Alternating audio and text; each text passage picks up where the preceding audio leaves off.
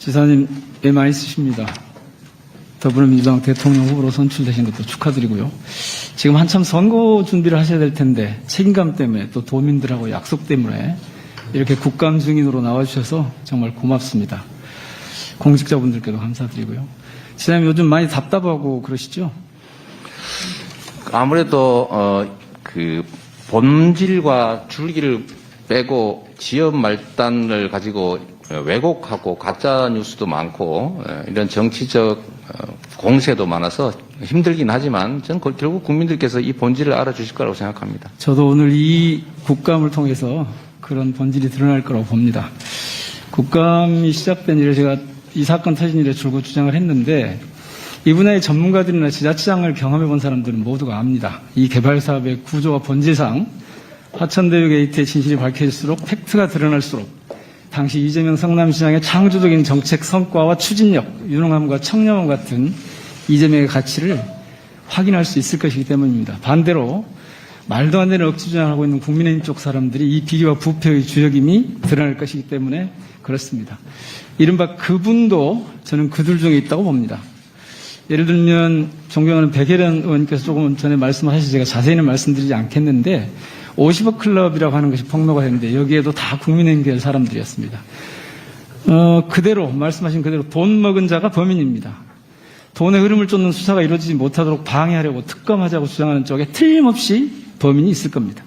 지금부터 지사님께 몇 가지 확인해 보겠습니다. 제가 이 국감에 나온다고 하니까 한국경제신문 건설부동산 전문기자 한 분이 성남 대장지구 민간도시개발사업의 본질이라는 이 보고서를 보내왔습니다. 제가 조금 이따 드릴 텐데요. 이 신문사의 부동산 연구소장을 맡고 있기도 한 박모 기자인데 이 사건이 지금 지사님 말씀하신 대로 하도 엉뚱하게 흐르고 답답해서 그냥 못 보겠다 싶어가지고 16개 항목으로 구성한 보고서를 제게 보내왔습니다. 자신이 그동안 취재해온 경험과 양심에 따라 도저히 그냥 있을 수가 없었답니다. 몇 가지만 보겠습니다. 지금 이 5쪽짜리 보고서에 1, 4, 8, 9, 10 이 내용을 쭉 보면요. 이 소장은 대한민국 최고 최상의 역대급 성공 사례다. 이 사안의 본질은 화천대유의 부도덕성 때문이다. 이재명과 연계시키려고 하겠지만 안 될 거다. 성남시는 민간 파트너의 부정비리에 연루되고 싶어도 연루될 수 없는 구조다. 따라서 화천대유 부정한 청탁, 로비, 뇌물공여 등은 그들의 부정비리일 뿐이고 이것은 철저하게 수사해서 밝히고 처벌하면 된다. 어떻게 보십니까? 이 보고서는요. 제가 기회를 주셔서 감사드립니다. 아까도 말씀드렸던 것처럼 이게 명확하게 진상을 보여줍니다. 민간 개발을 했더라면 이걸 다 가졌을 텐데 제가 이걸 다 뺏겠다라고 주장을 해서 그들이 얼마나 당황했겠어요. 제가 원수였을 겁니다. 그런데 결국 공공개발, 민간개발을 섞긴 했지만 처음에는 이렇게 압도적 고액을 저희가 환수했기 때문에 조금밖에 못 가졌잖아요. 다행히 부동산 값이 갑자기 오르면서 이만큼 늘어나서 이걸 나눠 가지고 있는 분들인데 저에 대해서 얼마나 감정이 많겠어요. 예를 들면 아까 우리 존경하는 우리 국민의힘 의원께서 아까 질의하실 때 그 말씀도 있었던 것 같은데 이 김만배 씨하고 그 화천대유 사장을 제가 처음 그 법정에서 제가 공직선거법 위반 재판 받으면서 만났는데 그때 저보고 1,100억을 추가 부담시켜서 자기들은 공산당이라고 사실은 욕했다. 이거 사실 더 심한 말을 했는 건데요. 그리고 의원님들 아시는 것처럼 이거 이해관계자들이 다 국민의힘에 가까운 소위 보수 야당에 가까운 사람들 아닙니까? 근데 그분들이 만약에 저한테 돈을 주거나 이익을 줬으면 저를 가만뒀겠습니까? 지사님, 제가 이 보고서가 왜 타당한지를 몇 가지 질문을 통해서 좀 확인해 보겠습니다. 우선 이재명 시장님 이전에 민선 성남시장들이 모두 구속됐었죠. 네. 예. 그런데 다르죠, 지금. 아주 청렴하게 해오셨죠. 그렇습니다. 부동산 비리에 엮인 그런 전인들하고 다르게 그 부동산 투기 세력과 싸워서 5천억이 넘는 개발 이 공익 환수를 해내셨죠. 그래서 역대급 최대 최고 성과라고 하는 아까 그 부동산 연구소장의 표현이 맞는 거죠?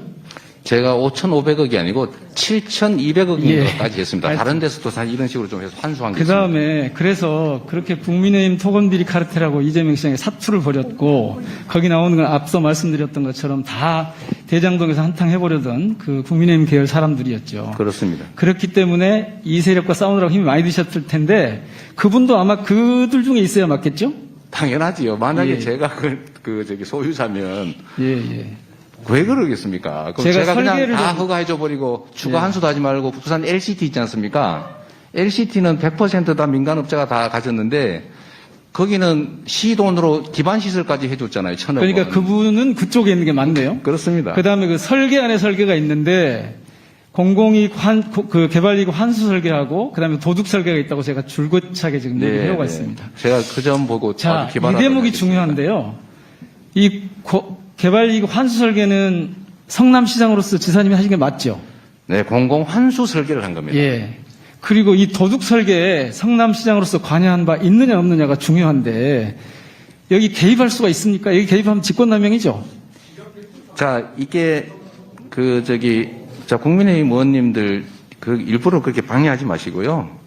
자, 정확하게 얘기하면 아까 백혜련 의원님께서 질의하신 내용 중에 있는데 정영학인가 무슨 우긴가 하는 그분이 그렇게 얘기를 했다고 해요.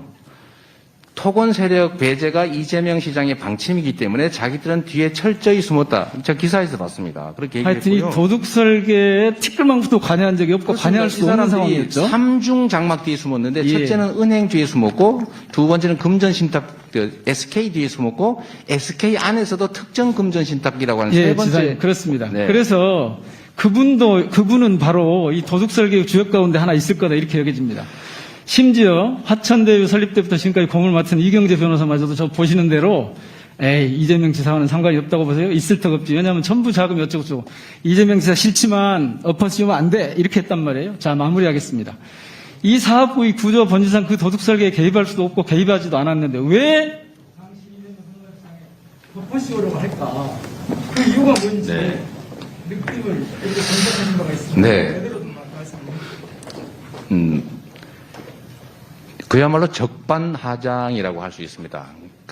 간단하게 말씀을 드리면 이 엄청난 개발 이익을 100% 민간에 주자고 한 게 국민의힘의 공식 당론이었습니다. 그리고 국민의힘 국회의원 동생이 돈 받고 뇌물 받고 감옥 갔습니다.